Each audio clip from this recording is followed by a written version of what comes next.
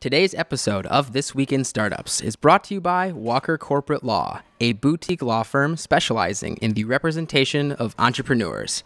Visit them at walkercorporatelaw.com. And by PagerDuty, serving as the hub of your operations, aggregating all of your infrastructure, monitoring tools, and alerting the right people and teams at the right time. Sign up today at pagerduty.com/twist and get a free t-shirt with your first alert. Hey everybody, today a special treat for you on This Week in Startups. Peter Thiel, who sat down with me at the Launch Festival 2015, 12,000 people in attendance, 3 days here in San Francisco, and many people told me this was the highlight of the event for them. Peter Thiel, of course, is the venture capitalist and founder behind Palantir, PayPal, and Facebook. He invested in Facebook when it was worth $3 or $4 million.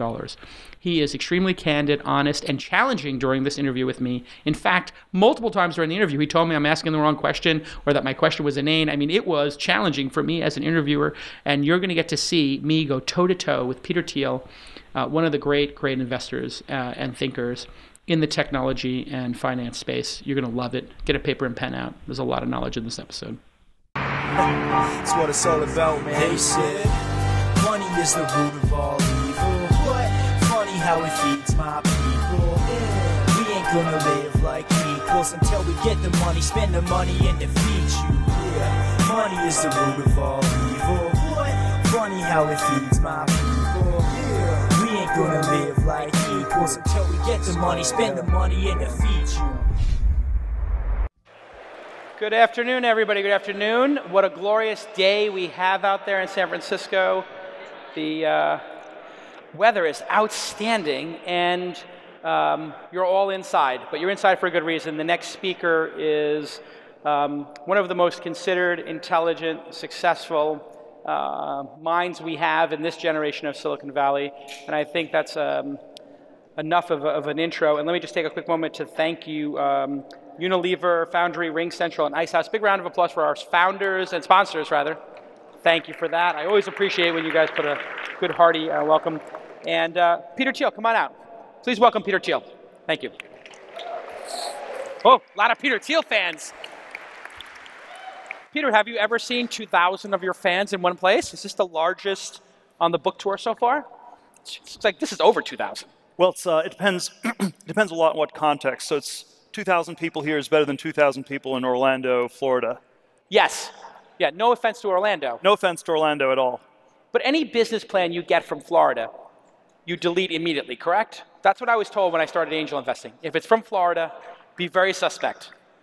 Well, it's always dangerous to have absolute rules because we once went at Founders Fund. We once went through a list of absolute rules, and there were about 20 or 30 of them, and they add up, and eventually you don't look at anything anymore. So there are always good shortcuts. Too many shortcuts somehow goes wrong. Would Facebook or Palantir have made it through those 30 rules?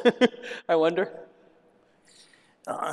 You always hope so in retrospect. I think Facebook would have made it through regardless because it was at a point when a company like Facebook today would probably be valued not at 5 million but more like 100 million versus having the same metrics when I invested back in 2004.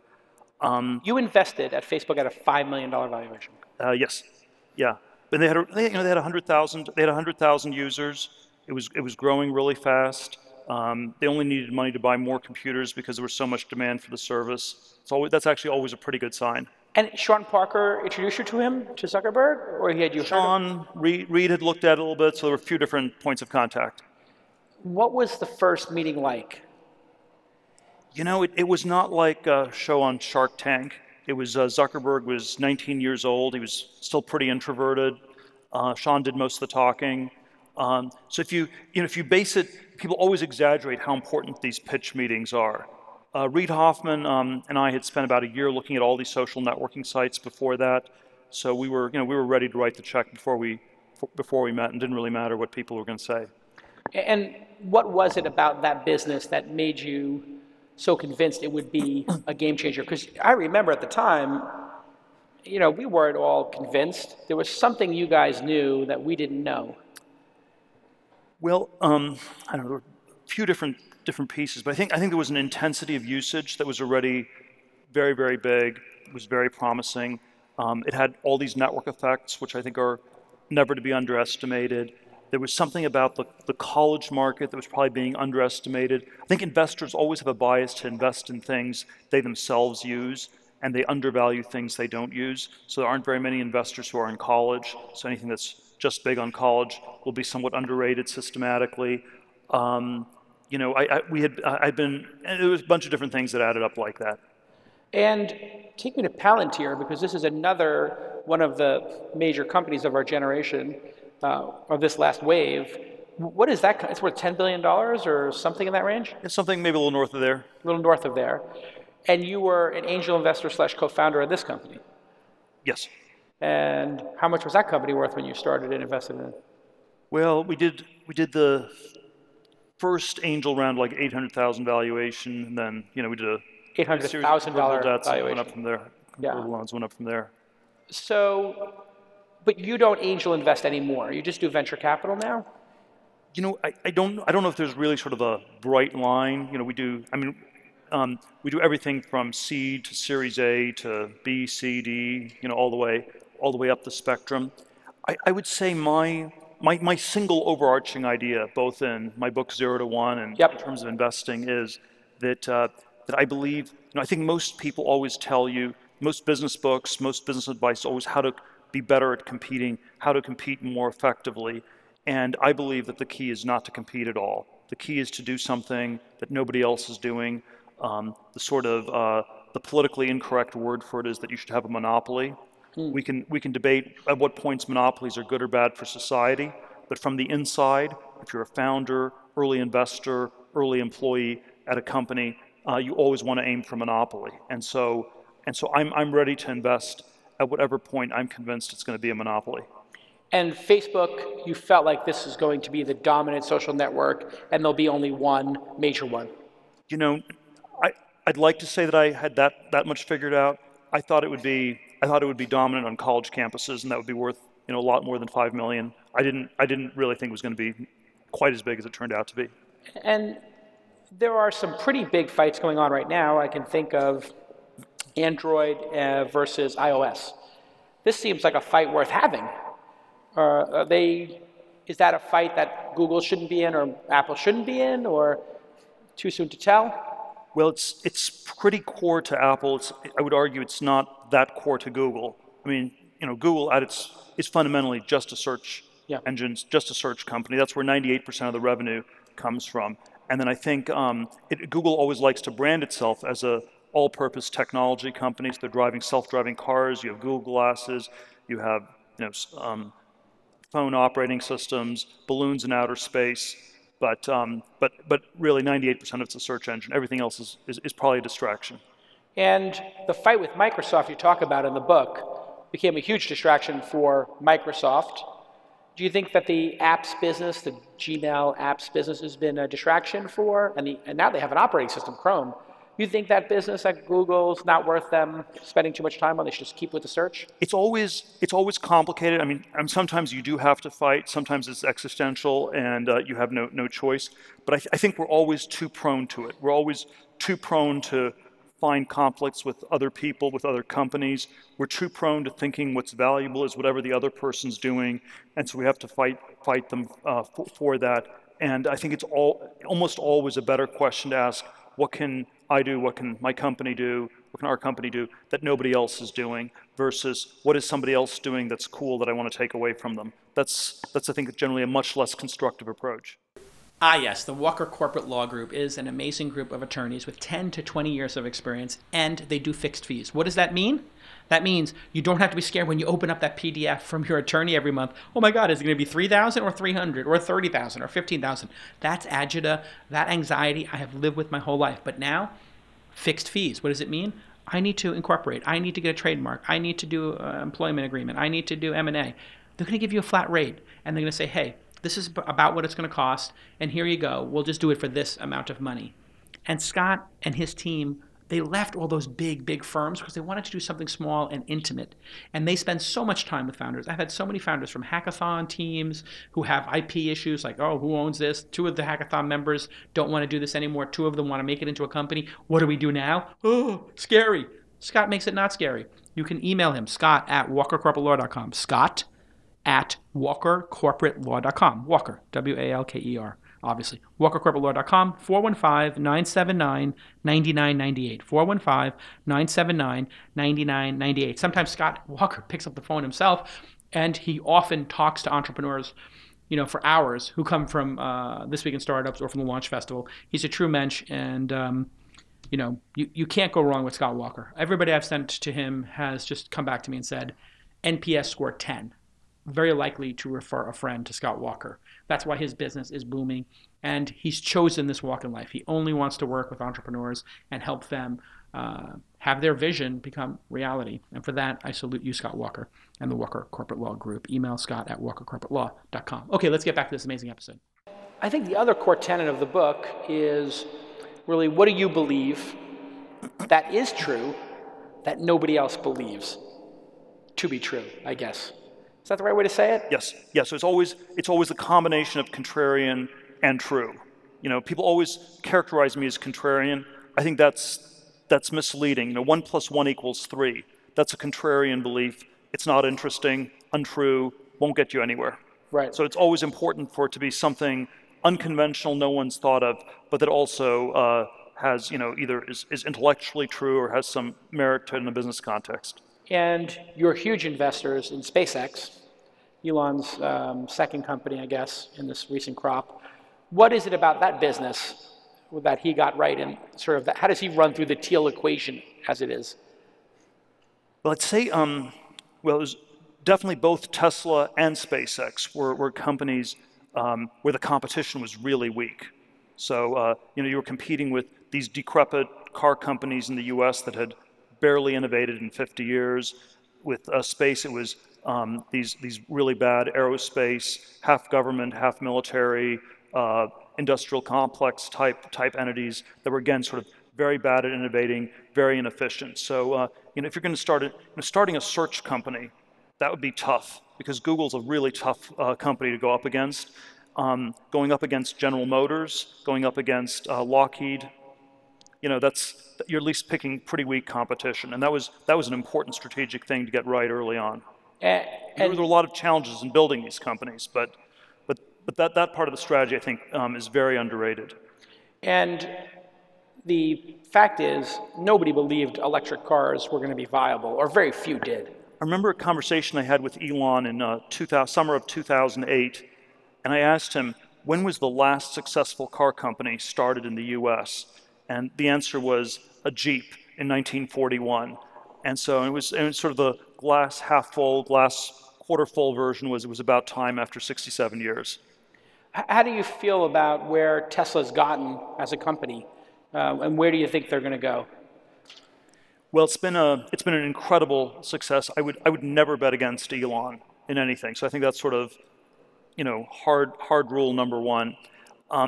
It's probably, if you sort of ask what is it that the innovation, what's been the innovation in SpaceX or Tesla, there are many different forms innovation takes. The most common one we're used to is sort of you launch something and then you iteratively improve it. It's sort of this continuous improvement model.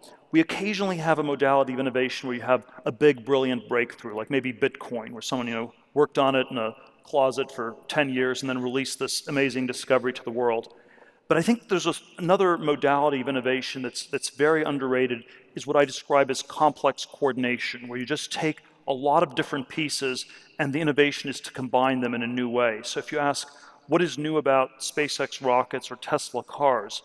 All the components already existed, at least in the initial designs, and the critical thing was to pull them all together in a new form. And that sort of vertical integration is somewhat capital intensive, which is why it's quite hard to get it financed, but it's done very little. And then once it's done, it's something that tends to get underrated. I think Apple's iPhone, the first smartphone that really worked, is another example of complex coordination. And when people, when people write biographies on Jobs, it's like, well, he was a jerk, and that's the most interesting thing. And what really is interesting is how was he able to motivate all these people to build this completely new product? And it was that you could do something incredible, not by inventing any specific thing that was new, but bringing all the pieces together in just the right way. And that's what the iPhone represented. That's what Tesla represents with cars, or SpaceX with rockets. And what is the, no pun intended, the trajectory of SpaceX, do you think? Because he's now gotten, to space many times, gotten to the space station many times, and he's almost landed the reusable rocket. I mean, he's tried twice, and it's apparent he's going to get it, and that's truly innovative. Yes. Well, I think having built this vertically integrated rocket company, it's now possible to innovate on that in ways that would be much harder if you had this super complicated subcontractor, sub-subcontractor system where all the components are bespoke and you can't innovate on the whole thing. So having integrated all the pieces, you can innovate. And if they get to reusability, that is an enormous breakthrough because it would cut costs, 70, 80%. Cutting the cost of 70 to 80% to get to space. Sure. If every time you flew an airplane you had to throw away the airplane, air travel would be kind of expensive. Yeah, a magnitude more. Well, let's talk about some of the other people that you had at PayPal, because I think what's fascinating is you were responsible, I believe, you weren't responsible for hiring Elon, you were responsible for merging PayPal and X, but you hired Reid Hoffman, David Sachs, Jeremy Stoppelman, Dave McClure, I think got fired. Who else? We had Chad Hurley and from YouTube. We had a slew of talented people. How was it the experience of working at PayPal create that group of people? Was it just a moment in time? Or was there something about the selection criteria in which you used when you were how many years old? How old were you at that time? I was 31 when I started it, 35 when eBay bought it. So the PayPal period was a very compressed 4 years from start to the eBay, less than 4 years from when we founded the company to when eBay acquired it. I don't know, I think it was probably a combination of different things. I think it was a relatively entrepreneurial, somewhat chaotic culture. We had a lot of very strong personalities. I think a lot of companies bias towards having people who sort of more just drink the Kool-Aid, and there's sort of pluses and minuses to both. You'll have a more smoothly functioning company. You'll maybe have less dissent when things are going wrong. So we were sort of less smoothly functioning, but a lot of people did feel ownership of the product and would raise their voices quite a bit if they felt things were off track. Certainly, in retrospect, 2002, 2003, 2004 were very good times to start new companies. It was sort of a contrarian time to start an internet company. So sort of the macro timing was quite good. But I would also say that the lesson, the overarching lesson you learned going through a business like PayPal, which had a lot of challenges but ended up succeeding, the high-level lesson was you can build a great company, but it's hard. And I think the lesson you learn inside of most startups is very different. If you're at a startup that fails, you will learn the lesson it's impossible to build a great company. You should try something less ambitious the next time around. If you're at a startup where things work too easily, which I think was the way most people say at Microsoft or Google would have experienced it, you learn the lesson that it's actually easy to build a great company. And hard is somehow better than easy or impossible, because if it's easy, you don't need to work hard. If it's impossible, there's no point in working hard. And so easy and impossible converge to not working hard. Hard tells you should have to work hard. And of that whole group, who do you think, they're all kind of your children, so it's a really hard question to ask, but which one impresses you most of that cohort and why? Or which ones impress you a lot? I don't like ranking people. This is like, yeah. But look, I think Elon's super impressive because he's done something outside the IT space. Right. And we're sort of in a world that's dominated by IT, by innovation in the world of bits, much less in the world of world of atoms. And I think that is what makes Elon uniquely charismatic, because we do have a sense that it would be good if we were doing a little bit more in atoms and not everything in the world of bits. That being said, I also think it's quite hard to do things in the world of atoms rather than bits. We on the Founders Fund side back in 2007, we thought we should start doing more in biotech, more in transportation, all these sort of futuristic sci-fi like technologies, and we've maybe 20 to 25% of the capital's been invested in that. 75 to 80% is still IT, and there are a lot of very deep reasons why those kinds of businesses tend to work better, and why it's actually quite rational for most people to focus on those. And what have you learned about venture capital? Now that you've been doing it for so long. I mean, how many you have? Fund 4, maybe? Fund 5. Fund 5 now. 10 plus years. I know there's sort of a lot of different lessons.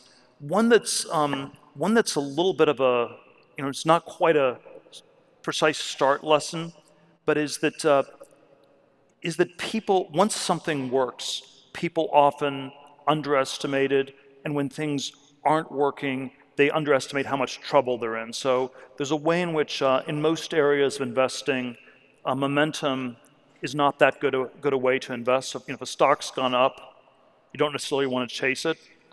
When I've done the back testing on our portfolio, I found that every time a company had a big up round led by a smart investor, it was always a good idea to do your pro rata. Flat rounds, down rounds, it was almost always a bad idea. The steeper the up round, the cheaper it was. The biggest miss of the last decade was not doing our pro rata, or for that matter, the full Series B at Facebook. It was a 12x up round in 8 months. It was the steepest up round in in that amount of time in any company we've been involved in. And in retrospect, that was perhaps also the cheapest. Right. And cost you billions. The Series B round of Facebook. And I think one of the reasons it was so underpriced was that investors don't want to step up that much, but then even the people on the inside often underestimate how much things change. So once things start working, once you have that sort of momentum, it was still 8 or 9 people at the company. They had this office with this horrible graffiti art on the wall, and so even though they had these abstract charts that were going exponential, on the inside it didn't feel things were changing that much, and that's why people underestimated. And so you have these subtle but very important points where somehow the leverage shifts, where somehow the dynamics shift very powerfully, and they tend to get very underestimated. What do you think about Elon's thoughts on artificial intelligence? Larry Page has obviously bought DeepMind. Were you an investor in that? Yeah, we were actually seed investors in DeepMind. So what is it about that company that has specifically created such a polarized debate? Because they were working on some things that spooked some people. Yeah, we had an LP meeting at Founders Fund, I believe in 2012, where Demis, the DeepMind CEO, spoke. And I remember one of our investors told me afterwards that he felt it was the last chance he had to shoot him and kill him for the sake of humanity. Which was the first time for a portfolio company LP to do that. Have that thought. I mean, I'm sure venture partners had that thought. He wasn't interested in the company. Gave a very compelling speech. You'd say, "Wow, it's going to be a great investment," but the investor reacted in a somewhat different way. I would say, let me see. I think probably, I suspect the fears are a little bit overdone at this point. I think that full strong AI is still, in my judgment, somewhat further away than people think. That being said, I think it would represent, a shift that's really drastic for which we don't have a great conception. And so when people talk about computers substituting for human labor or stuff like that, I think that underestimates the strangeness of AI. It would be like if aliens landed on this planet. The first question we wouldn't ask would be, what does it mean for the economy? The first question would be political. Are they friendly? Are they not friendly? Right, and you put AI in that latter category. I think it's if you got full on, strong AI, it would be like aliens landing on this planet. Ah, yes, PagerDuty is a great product that manages one of the most painful aspects of running a startup, which is when the service goes down, who do you call? Who do you wake up? Which developer has to leave, their daughter or son's, soccer game? Oh my God, it's brutal. PagerDuty is a reality that we all have to deal with. Our services are 24/7. If things go down, you're going to need to have a product that manages all the alerts, who's on duty. And you know what? People quit over PagerDuty. It's a very challenging, controversial, internal debate amongst developers, right? And developers have a lot of choices of where they're going to work. Sysadmins have a lot of choices of where they're going to work. You want to have tools to make it easy, and PagerDuty is that tool. Just looking at the client list here, Atlassian, HipChat, Pinterest, New Relic, Airbnb, Panasonic, Slack, and Path, and us. I mean, it's an amazing product. You do not want to roll your own monitoring system. Customers love the apps. They have an iOS and an Android app, of course, so you can receive alerts there. And one of my investments was in Chartbeat, a great company.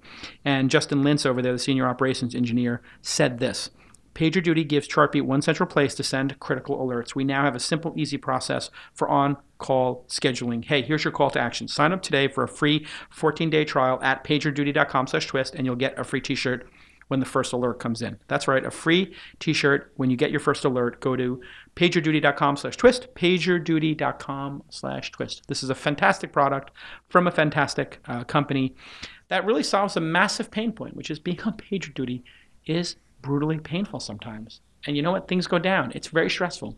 And you need tools to make it less stressful and manage it better. Really, like when things are bad, you need those tools to make things a little bit easier and a little bit more manageable so people don't quit on you and so your service is up and running. Thanks again to PagerDuty for sponsoring independent media like This Week in Startups. Speaking of which, let's get back to this amazing episode. How far, in your estimation, as an insider, do you think we are from strong AI? Is it something we're going to see in our lifetimes? I mean, this self-driving car, we keep talking about it's 2 or 3 years away. For the last 2 or 3 years, feels like 10 years away maybe. Where do you think we are with AI and even backing into the self-driving car? I'm curious. I don't, I'm going to disagree with the premise behind that question. Yeah. I think the premise behind the question is that there's this future that's out there and there are these things that will happen in the future. It's sort of like the ray Kurzweil, the singularity is near, and we have these exponential curves that are just happening, and all that we should be doing is eating popcorn and watching the movie of the future unfold. Right. And I think, I think it's too hard. It's hard to know what's going to happen, but it's the wrong question because I don't think the future is fixed. And I think what matters is a question of agency. And so if we decide to work on it, I think we could build it. If we don't work on it, it will never get built. It's going to get built. It's going to get built. I mean, Larry didn't buy it to shut it down. If everybody thinks it's going to get built, then nobody will feel like they need to do it, and then nobody will build it, and it won't get built. Okay. I feel like I'm playing chess against Kasparov. It's always an agency question. And, okay, but hold on a second. And we shouldn't think of the future as this thing that's out there. It's the question that one should ask, especially as an entrepreneur, early founders. What is the future you want to build? Right. And then that's a future you should try to work to make happen. What if the person who builds that future, however, maybe doesn't have the same regard for humanity or trying things, or what if they're just a little cavalier or immature? What if the person who decides, I'm going to try strong AI is a group of Pakistani students who get flipped and start working for ISIS or something like that? It sounds crazy, I know, but so did 9/11. I mean, this technology is not going to be reserved just for Stanford grads. What if it gets co-opted and people start to realize, cyber terrorism is step one, and maybe some strong AI to disrupt the world is another? Well, look, I'm not a technological utopian. I don't think technology automatically makes the world a better place. I think there has been a powerful negative story about the world, at least since Hiroshima, 1945. Maybe you can go back even further. But I think one of the reasons our culture at large is so anti-technological And the easy way to see that our culture is anti-technological is you just watch all the science fiction films, and they're all about technology that kills people, that doesn't work, that's dystopian, and the future is some combination of Matrix, Terminator, Avatar, Elysium. I watched the Gravity movie a year or so ago. You never want to go into outer space. You want to be back on some muddy tropical island somewhere. And I think there are, I don't like this pessimism about technology, but I respect that there are reasons that people have it, and I think they go back to all the problems of the nuclear age. So I think it's part and parcel of that. I'm hopeful. I'm somewhat hopeful that the really crazy people are too incompetent to do things, but it's not absolute. Yeah, the crazy people have their moments, but you're generally right. The criminals tend to get caught because they're stupid. But it's not absolute. But it's not absolute. We can't put that on the absolute Founders Fund list. What about jobs, efficiency, robotics? This is a very interesting area as well. And working less or working what you want to work on could be seen as a positive, right? So having to have less jobs and having more pursuits in a Star Trek kind of way to evoke a more positive and less dystopian, more utopian worldview, it seemed like everybody there was pretty happy with the fact that they didn't have a job, they had a vocation or a hobby. Is that where we're going to head as a society now? I mean, automation is getting pretty severe, and it's happening at a rapider clip. There's less people working at the Tesla factory, self-driving cars, et cetera. And we already have large unemployment in a lot of places in the world. As the world goes flat and there's less employment, what's the world going to look like? What do you think are the positives to that, the positive solutions to that? Well, let's see. I do think people have been too worried about technology replacing jobs for a long time. I mean, you had the Luddites in the 19th century where you were worried that there'd be nobody left to work in textile factories, and they try to break the machinery. And it turned out that a lot of the automation and productivity gains freed people up to do other, more productive sorts of things. So I think, if we had enormous productivity gains, enormous GDP growth, it might not be perfectly evenly distributed, but if you had GDP grow by 4% a year, I think just about everybody would get better off. I think the challenge is actually that in most sectors, we're not having anywhere near those kinds of productivity gains. And so, automation, there's been a lot of automation in manufacturing, but you have to keep in mind that that's a smaller and smaller part of the economy. So even if we're improving manufacturing at the same rate as we were improving it 100 years ago, let's say we're increasing efficiencies 10% a year, that makes less of a difference if manufacturing's 15% of GDP versus, say, 50% of GDP, as it might have been something like 100 years ago. And what our economy is more dominated by today are service sector jobs, which actually have not changed that much. So people working in restaurants, people working as kindergarten teachers, people working as nurses or medical technicians.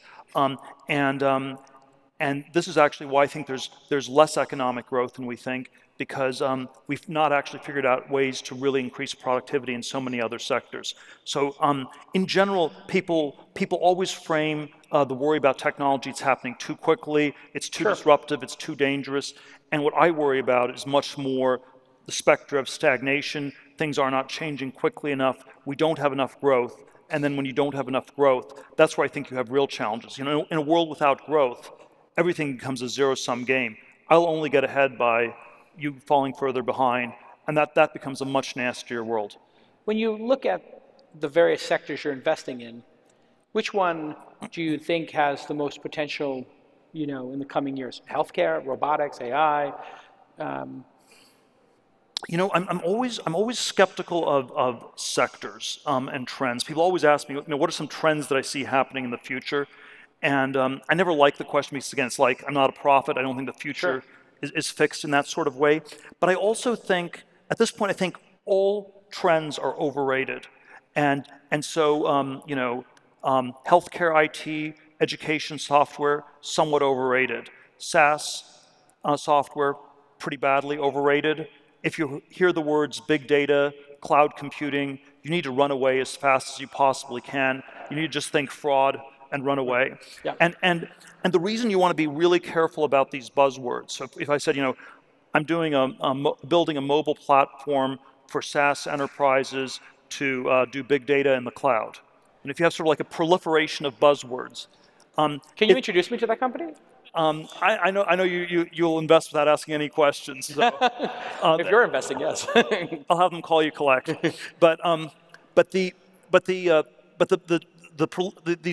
buzzwords, they're a tell, like in poker, that the company's bluffing and that it's undifferentiated, because we've heard the buzzwords before, and so if you're the nth company in a category that's well established, that's problematic. You don't want to be the 4th online pet food company, or the or the 10th thin film solar panel company, or the 1,000th restaurant in San Francisco. So it's harder to describe because there's no buzzword. That's good. Yes. So I would say, yeah. So I think the things that are, conversely, the things that are underrated are the ones where there are no buzzwords, where it doesn't actually fit into any pre-existing categories, and then you have to always be open to listening to those. And of course, the challenge is that very often I think even the people who are running these companies will describe them in terms of existing categories, because that's so much easier to do. So Google would have been described as a search engine in 1998. People have said, why do we need another search engine? We already have 20 in that category. And well, it was the first machine-powered search, and the PageRank algorithm was actually the key differentiating thing. And if you simply labeled it as a search engine, that would have obscured all the key differences. Or if you described Facebook as a social network circa 2004, even circa 2015, that's a misleading categorization. There have been many social networks before Facebook. Reid Hoffman, my friend who started LinkedIn, started a company called SocialNet back in 1997. They already had social networking in the name of the company. And it was sort of these avatars in cyberspace, and you'd be a cat and I'd be a dog, and we'd have these weird interactions on the internet. And it turned out... no different than last week when... And it turned out, people aren't interested in networking in the abstract. Right. They're interested in real identity. Right. And real identity was the key innovation that Facebook had. It was the first one to crack real identity. So I think often figuring out the correct way to think about things in categories for which we don't even have the proper languages is really critical to do. Let's talk about entrepreneurs, young entrepreneurs coming into the space. What do you think the keys are for them today in 2015? Because this is a much bigger industry than when you and I came into it. There's a lot more noise. How should they look at the entrepreneurial process and just starting their career? Should they go work somewhere like Palantir or Facebook and get some, time under their belt? I know that you have strong feelings about college, or you're rumored to have strong feelings about college. If you had a son or daughter who was 18, and what would you advise them to do? Well, I probably would still go back to college if I had to still do it. It's because I didn't have any ideas of what to do instead. If I had to do it over again, I would think a lot harder about why I was doing it, not simply to go to college as a default. I don't think there's a right time to start a company. I think the critical thing is to have at least the kernel of a really good idea. And that's at this point, that's sort of what I'm, I don't know. If you said what's the formula for a company, it's maybe some combination of, number one, a talented team that works well together. So it's the internal dynamics that matter a lot. Number two, a good product/technology, and number three, a good business strategy. And somehow you want all three of those to line up. And if you have those, you can have a great company, even if you screw up a lot of stuff. There are all sorts of processes people focus on. And I think the reality is that most of the companies in Silicon Valley are somewhere between really badly managed to badly managed. And so if you focus look at these companies from an MBA process, or from like a Harvard Business School thing, there are all these things that are being screwed up in enormous ways, and it often doesn't matter because you have this this kernel of a good idea. When I was on CNBC back in September as part of this book promotion thing, and they spend sort of all these hours trying to do these gotcha moments to get you to say controversial things, and they sort of got me to say at one point, that I thought there was a lot of pot smoking going on Twitter, which was sort of, when I left stage, when the president of CNBC came up and said I did a great job, they wanted me back on the show, I realized I'd said a little bit too much. But you should have just told them, I know this because I've smoked a lot of weed with them. Yeah, and that would have diffused the whole situation, Peter. I know. You should have been like, we have gotten baked at Twitter.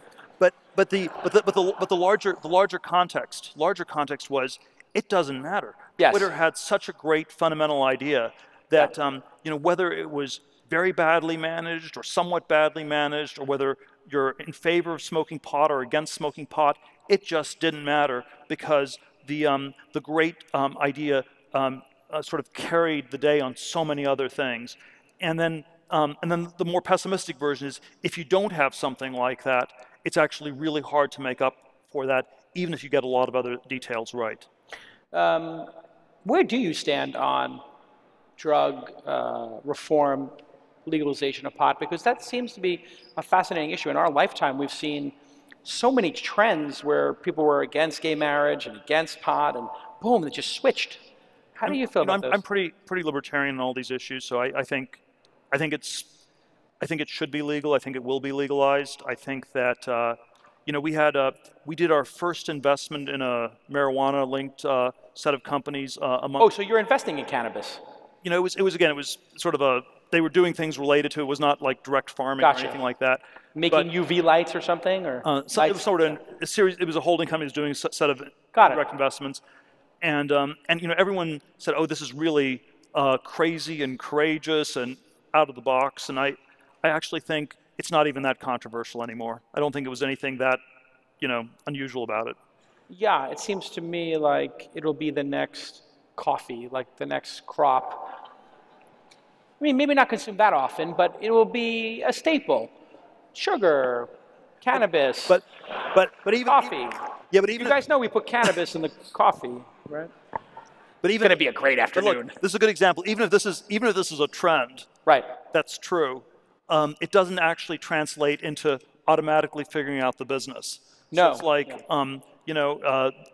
it's not clear how you make money farming sugar. I guess there's the Florida family that sort of controls all the sugar crops in the U.S. But outside of that, really hard to know how you make money with sugar. And so even if there's a trend towards marijuana legalization, maybe it means there'll be less money in it. Maybe a lot of the money came from the illegality and from the premium people are able to charge because it was actually illegal. And so we can sometimes identify really big trends. And so this is a trend I believe is happening and will continue to happen. But how that actually translates into a successful business is quite tricky. I suspect there are some opportunities, but the details are what matters, not necessarily the big trend. We talked earlier about monopolies, and you had mentioned, hey, we can debate that. Let's debate it for a second. Microsoft, huge monopoly. Justice Department tried to go after them. Google, huge monopoly. They claim it's not a monopoly. It's obviously a monopoly. And EU, huge problems for Google. America, they seem to have skirted the issue. What do you think the government's involvement should be when something hits 95% or 85%, whatever you would define a monopoly as? What should the role of government be, if anything, in your worldview? Well, there's some point where I think monopolies are bad. And I think they're bad. They're sort of bad when they become static, when they become like a troll that's collecting a toll at a bridge, or when they're sort of preventing anything from fundamentally changing. And so I don't know, if you have a monopoly where nothing changes in 100 years, that's probably just a tax and sort of ends up creating artificial scarcity. And that's why we have antitrust laws. On the other hand, we also have IP laws, copyright laws, patent laws that reflect, and these laws are often poorly designed, but they reflect the intuition that we want to give people a reward for innovating and coming up with new things. So I think if you come up with something new, if you weren't able to have something like a monopoly in that, you would never be able to monetize your invention period. If everything was perfectly competitive, you'd never make any profit. So the restaurant industry in San Francisco is perfectly competitive, but it's a terrible idea to open a restaurant. You will most likely go out of business, and if you're extremely good and if it's extremely well managed and run, you'll just barely break even because there are enough people who figured out how to do that. So I do think that on some level these monopolies are the reward for innovation. I think the IT industry generally is one that's unusually monopoly prone, because if you have the marginal costs of software tend to be close to zero, so you get incredible economies of scale. You can often get people to adopt something new very quickly, and then the customers are relatively sticky. And so that combination of elements makes software very monopoly prone, extremely lucrative. This is why so many talented people are going into it and why there's so much innovation happening in software. There are many other sectors where I think it would be good for society if we had more innovation, but it's hard to get the microeconomics to work. I think it would be good if we had more innovation in clean energy. And the problem was, you come up with a new solar panel design, you're competing with 99 other companies doing something in solar, and then you still have to compete with wind, and then fracking comes out of right field and cheap Chinese manufacturing out of left field. You're a minnow in a vast ocean, competition everywhere, and at the end of the day, the business models were really hard to get to work, even though it would be good for society if they actually, if some of these other sectors were a little bit more monopoly prone. Too monopoly prone becomes bad. The question with the government intervening, I think it got it mostly wrong with IBM in the 70s. Things were already shifting to software. And the 90s with Microsoft is debatable. You could say the internet was going to happen regardless or not. It's a little bit of a counterfactual history that's hard to know. But I suspect that if the EU goes after Google, this will probably be a sign that maybe the search monopoly is reaching a natural end, since the government seemed to time the point at which they intervene when these things are about to naturally die anyway. Yeah, perfect timing. What are your thoughts on the polarization of wealth in society? I know you're a libertarian, so I don't think that means a free-for-all, but I think it means generally let the marketplace work it out. But it seems like the marketplace has created a pretty big gap, and things like minimum wage don't seem to be keeping up, cost of living, things have gotten way out of whack in major cities. People are getting left behind. There's a little bit of suffering out there, but generally trending in society as less suffering overall. What are your thoughts on that polarization of wealth? Well, I don't think it's a good thing. So I think it's happened to some extent. You can debate whether it's happened globally. So let's start with. So it's always a question. You could argue inequality's actually gone down globally over the last 40 years. For sure, it's gone down. Yeah. And so globally. And so it's gone up within countries, down globally. I'll grant that it's gone up within countries. I don't think that's a good thing within the U.S. It's much more debatable what the causes are, and then it's very unclear what the remedies are. So it's always three parts: descriptive, has it happened? Let's say yes. Prescriptive, then explanatory, why has it happened? Why questions, much harder to answer. And then remedy, what do you do about it? Much harder. As a libertarian, I would say that it's a lot of the regulations that make things so expensive and unaffordable, and that are putting so much pressure on lower middle class and poor people. So in a place like San Francisco, I would not blame the tech industry. I would blame much more the sort of weird coalition of urban slumlords and the board of supervisors that's refusing to build any more housing in San Francisco. And because I think it's the cost of living, the biggest single item. I don't think San Francisco would be that hard for people to make a living if it was not for the rents. Everything, it would be fine. Everything else, you could probably get by on sort of, maybe not minimum wage, but somewhere above minimum wage you could get by if you had very cheap rents. And so I think the affordable housing issue would be the single issue I'd focus on. I think it's always very specific issues you want to talk about, not these issues in the abstract. Yeah, and building more housing, people are against it. Do you think this is going to get resolved? Well, it's hard, but that would be, the zoning laws would be an example of a bad monopoly. Yeah. Where you effectively have a monopoly on land or on the ways you can use land. And monopolies get very bad when they get reinforced by the government, where I own these property rights and I'm going to make sure they go up by getting the government to restrict other people's abilities to develop property. And then cumulatively, it's very good for the existing landowners and property owners and bad for everybody else. You've been portrayed twice in fiction now. I wonder how you feel about those, and have you seen them? I mean, obviously Silicon Valley and then in the Facebook movie. What did you think of the characterization of yourself as like, oh my God, please don't go to college? Because I thought it was hilarious. Well, any resemblance is purely coincidental, I was told. Yes, so you can't sue for your life rights. It's coincidental. It's totally coincidental. No, it's vaguely flattering. I think it's always better to be portrayed as eccentric rather than evil, so I'll take eccentric anytime. Yeah. Ladies and gentlemen, Peter Thiel.